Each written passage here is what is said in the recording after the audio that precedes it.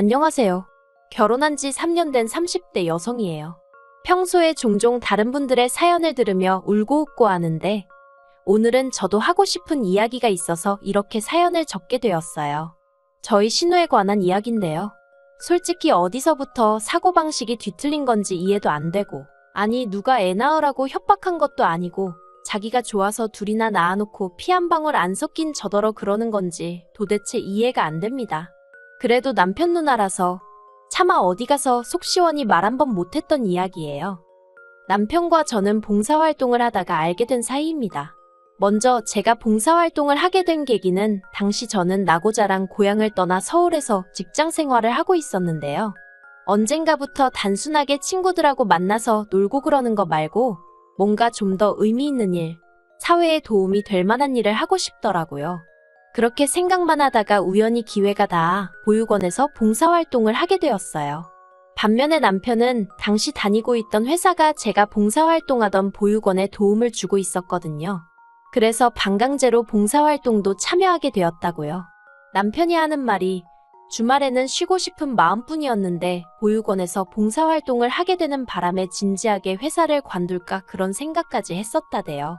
하지만 저를 발견하곤 그러지 않아서 천만다행이라고 생각했다나요? 저희 남편이 원래 너스레가 심해요. 아무튼 그곳에서 만나서 남편이 먼저 저에게 호감을 표현해왔고 그렇게 저희는 봉사도 하고 사랑도 만들어갔습니다. 그리고 2년이 지나서 부부의 영까지 맺게 되었고요. 결혼 당시 시댁이나 친정에서 크게 도움을 받은 건 없어요. 일단 시댁의 경우 아버님은 지병으로 인해 제대로 된 사회활동을 할 만한 상황이 못 되었고 어머님은 그런 아버님을 돌보고 신혼의 애들을 키워주시느라 따로 어디 가서 돈 벌고 하실 상황이 아니었어요. 그나마 신혼의 애들 봐주는 조건으로 다달이 100만 원씩 받고 계셨는데 그 돈하고 저희 남편이 드리던 용돈 30만 원하고 해서 총 130만 원으로 생활을 이어가신다 들었습니다. 물론 결혼 전에는 이렇게 세세하게는 몰랐고 결혼하고 나서 남편이랑 앞으로 경제권은 누가 가질까 그런 이야기들을 하다가 알게 된 거예요. 친정에서 도움을 안 받은 이유는 단순했습니다. 남편이 먼저 자기 쪽에서 아무것도 못 해주니 이렇게 된 거 저도 아무것도 받아오지 말라나요. 그리고 그때는 제 눈에 콩깍지가 씌어도 단단히 씌어 있었는지 그런 남편의 모습이 왠지 패기가 넘쳐 보여서 냉큼 알겠다고 했네요. 저희 남편에 대해서 조금 더 이야기를 해보자면 남편에게는 위로 4살 많은 누나, 그러니까 저에겐 신우지요. 신우가 하나 있어요. 하지만 요새같이 형제자매가 한둘밖에 안 되는 시대에 장남차남 장녀차녀 그런 게 뭐 그렇게 중요한가 싶네요.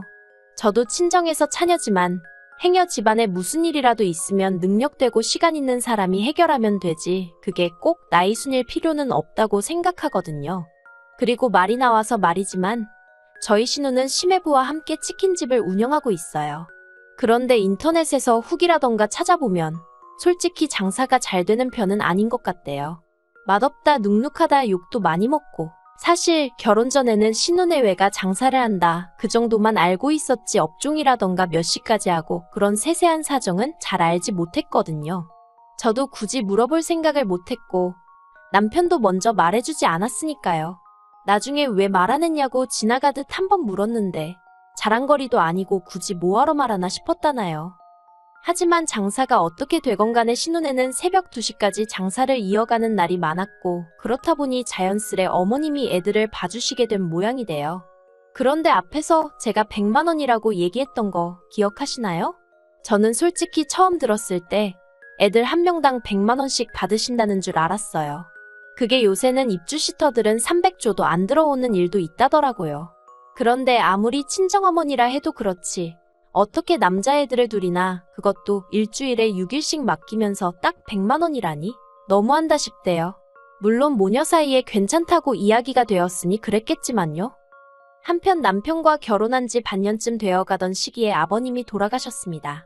지병으로 인한 심근경색이었는데 당시 어머님은 신혼의 애들하고 거실에서 잠이 드셔서 방에서 주무시던 아버님께 무슨 일이 있었는지 전혀 모르셨다고 들었어요.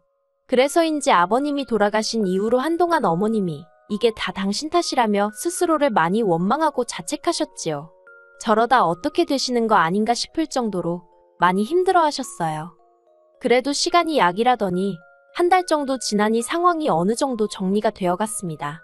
어머님도 전보다는 훨씬 안정적인 모습을 보이셨고요. 그래서 다행이다 싶었는데 엄밀히 말하면 그래도 저는 남이고 남편은 자식이라 그런지 그런 어머님을 여전히 불안하게 보는 눈치였어요. 그리고 남편이 저한테 대놓고 말하지는 않았지만 혼자 되신 어머님을 저희 집으로 모시고 오고 싶어 하는 것 같대요. 하지만 제가 못된 건지 남편이 먼저 직접적으로 저에게 묻기 전까지는 굳이 제가 나서서 우리가 어머님 모실까? 그런 이야기는 하고 싶지 않았습니다. 솔직히 아무리 어머님이랑 저랑 특별히 나쁜 사이는 아니었다고 하더라도 한 집에서 같이 사는 건 꿈에서도 생각해 본 적이 없던 일이라 엄두가 안 났거든요. 그러다 결국 하루는 퇴근한 남편이 할 말이 있다면서 평소에는 잘 마시지도 않는 소주까지 사들고 집에 왔대요. 그리고 아니나 다를까? 역시나 남편이 합가 이야기를 꺼냈습니다. 우리가 결혼도 반반했고 효도도 셀프로 하기로 하긴 했지만 그래도 지금은 특수한 상황이지 않냐면서 이번 한 번만 자기 입장에서 생각해주면 안 되겠냐고요. 솔직히 그런 남편의 이야기를 듣고 있으니 마음이 많이 복잡해지대요. 사랑하는 남편이 힘들어하니 나 죽었다 치고 눈 딱 감고 그냥 어머님이랑 같이 살자고 할까? 그런 생각도 들었다가 동시에 그랬다가 네 팔자 네가 꼰 거라는 소리나 듣게 되는 거 아닌가? 그 짧은 시간 동안 별의별 생각들이 다 들었지요. 하지만 저도 부모님이 계시고 저희 부모님이라고 천년만년 건강하실 거란 보장은 없잖아요. 언젠가 저도 남편의 양해와 이해가 필요할지도 모르는 일이고요. 그래서 결국 무조건 안 된다 하는 대신 어머님하고 앞으로 몇 달이나 같이 지내자는 거냐고 물었습니다. 솔직히 제가 속으로 기대한 건 1, 2년 정도였고 막말로 어머님 돌아가실 때까지 모셔야 한다고 하면 그건 싫다고 해야겠다고 생각했어요. 그런데 남편이 화색을 보이며 일단 1년 정도 살아보고 같이 더 살지 말지는 그때 가서 정하면 안 되겠냐대요. 제 말은 그런 뜻이 아니었는데 아차 싶었습니다. 하지만 너무 기뻐하는 남편을 보고 있으니 싫다 소리를 차마 못하겠더라고요. 그래서 일단은 알겠다고 한번 생각해보겠다 했지요. 그런데 그와 동시에 벼랑간 머릿속을 스치며 그럼 형님네 애들은 어떻게 되는 건가 하는 생각이 들었습니다. 신혼의 애들은 초등학생들로 학원도 다니질 않아서 모든 시간을 어머님네서 보내고 있었거든요. 그런데 저희 집으로 어머님이 오시게 되면 걔들 저녁은 어떡하나 뜬금없지만 그런 걱정이 되대요. 그래서 남편더러 신혼의 애들은 그럼 이제 어디로 가냐고 물었습니다. 그랬더니 남편이 마치 제가 이상한 질문이라도 한다는 듯 쳐다보더니 애들도 여기로 와야지 그러는 게 아니겠어요? 순간 저는 말 그대로 멘붕이었습니다. 정신이 나갈 정도로 얼떨떨했달까요? 제가 그게 말이 되냐고 신혼의 애들이 왜 우리 집으로 오냐고 했어요. 그랬더니 남편이 그러면 애들더러 학교 끝나고 뭐 치킨집에 가 있으라고 해? 누나네 치킨집 자기도 가봤잖아. 조명도 어둡고 주변에 술집도 너무 많고 그리고는 어차피 어머님이랑 같이 살겠다고 마음먹었으니까 1+1이라고 생각하고 신혼의 애들도 받아달랍니다. 그냥 저녁만 차려주고 자는 방은 할머니인 어머님이랑 자게 두면 된다나요. 호의가 계속되면 혹은 줄 안다더니 남편한테서 제가 느낀 게 딱 그랬어요. 솔직히 생색내려던 것도 아니고 뭐 크게 알아달라는 것도 아니었지만 저는 남편이 제가 어머님하고 같이 살아보겠다고 하면 그것만으로도 엄청나게 고마워할 줄 알았거든요. 그런데 무슨 신혼의 애들까지 제가 남편더러 어머님하고 같이 살겠다고 한 건 어머님은 당신을 세상에 있게 해주신 분이니까 그런 거라고. 하지만 신혼의 애들 수발은 내가 왜 들어야 하냐고 절대로 안 된다고 했습니다. 전에 없이 제가 좀 세게 나가서 그런가 남편도 그제서야 자기가 너무 성급했다며 미안하다고 하대요. 그리고 이후로 정작 어머님은 합간이 뭐니 말씀을 꺼내신 적도 없고 해서 저 혼자 남편한테 며칠 씩씩거리다 상황이 마무리가 되었네요. 그러다 최근에 문제가 터졌습니다. 사실 지난해와 달리 올해 초부터 어머님이 유난히 피곤하다. 여기가 안 좋다 저기가 어떻다 그런 말씀을 자주 하시긴 하셨어요. 그리고 그런 말씀을 하실 때마다 제가 다른 사람한테 말을 하고 그런 건 아니지만 혼자서 몇 년이나 더 지내실 수 있으려나? 정말 어디라도 아프게 되면 우리가 모셔야 하나? 솔직히 그런 생각이 들긴 했거든요. 그런데 그런 와중에 어머님이 저희 부부와는 물론이고 신혼에 와도 상의 없이 어느 날 갑자기 더는 신혼의 애들 못 돌봐준다고 그러니 알아서 하라고 했다는 거예요. 저는 그 소식을 전해 듣고 이제 신우네가 어머님을 모시고 살거나 아니면 신우나 신우 남편 둘 중에 한 명은 치킨집에서 손을 떼겠구나 하고 짐작만 했어요. 남편도 제 이야기를 듣더니 그렇게 되겠다면서 동의를 했고요. 그런데 이게 웬걸.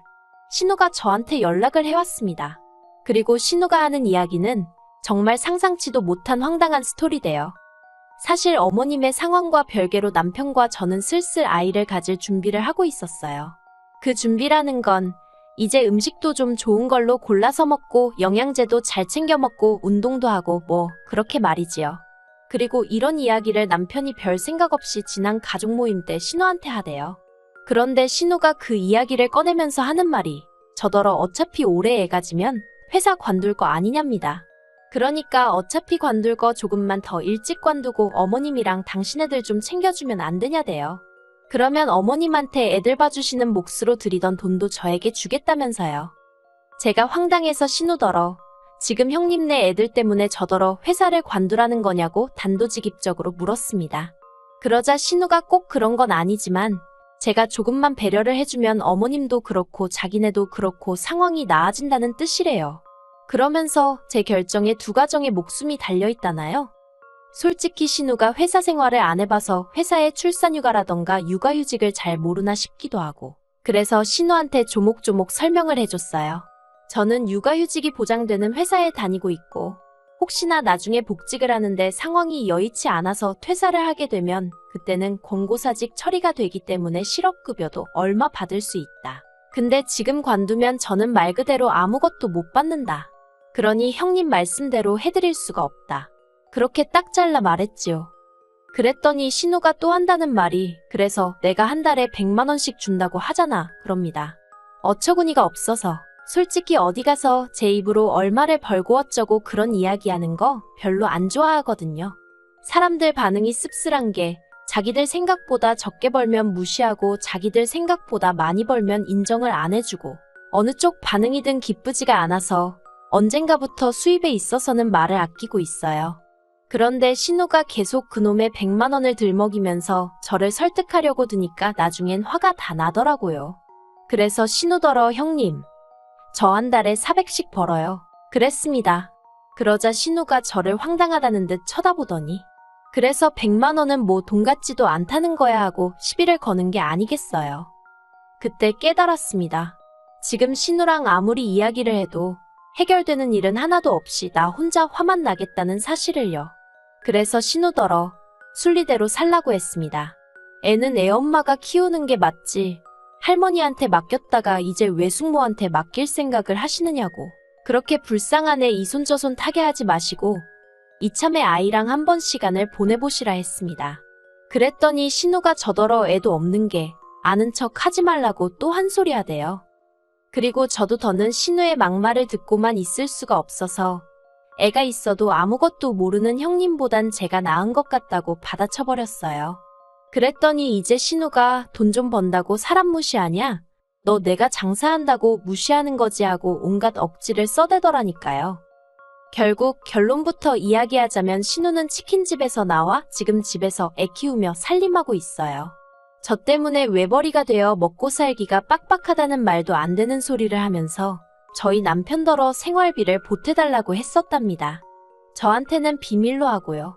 하지만 저희 남편은 저에게 비밀이란 없는 사람이라 제가 신우더러 경제권은 제 손에 있으니 돈 관련 이야기는 저한테 하셨으면 좋겠다고 문자 한 통 보냈습니다. 그랬더니 답장도 없대요.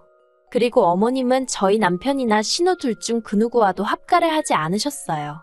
어머님은 당신은 애시당초 합가의 뜻이 없었는데 왜 당신 딸이 오바를 한지 모르겠다면서 저한테 괜히 안 들어도 될 욕을 먹었다고 미안하다 해주셨습니다.